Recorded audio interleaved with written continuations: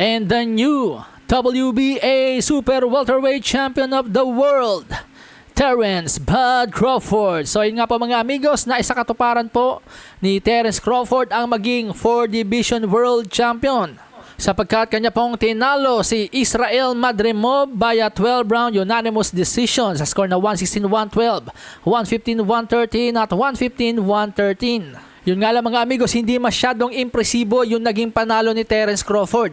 Siya po ay nahirapan din kay Israel Madrimov. Makailang ulit nakitang tinamaan ng mga solidong suntok si Terence Crawford at hindi nga po niya na-dominate ang laban. Sa katunayan mga amigos, tinuldukan po ni Israel Madrimov ang 11 sunod-sunod na knockout na panalo ni Terence Crawford. Pero sa aking obserbasyon po mga amigos, bukang kaya naman pong talunin by knockout nitong si Terence Crawford si Israel Madrimov. Dahil sa tuwing nagbibitaw ng mga kombinasyong suntok itong si Terence Crawford, makikita po na talaga namang iniinda ni Israel Madrimov ang suntok ni Crawford. Napapayakap po. Yun nga lang po ang nangyari, medyo matagal po yung naging adjustment nila Crawford. Nasobrahan sa pag-iingat. Naging offensive mode po itong si Terence Crawford, parang nasa 10th round na yata yon. Kaya medyo kinapos at inabutan ng desisyon ng laban. Pero sa akin palagay po, kung bandang 6th round pa lang, nag-adjust na itong koponan ni Crawford. Naging offensive mode agad sila. Pagdating ng 6th round, palagay ko kung di man manalo via stoppage or knockout, at least makakakuha po or makaka-score ng knockdown kahit papaano. Samantala sa iba pang balita, na-upset naman po ni Jose El Rayo Valenzuela si Isaac Pitbull Cruz dahilan upang maagaw ang WBA Super Lightweight World Title kay Pitbull.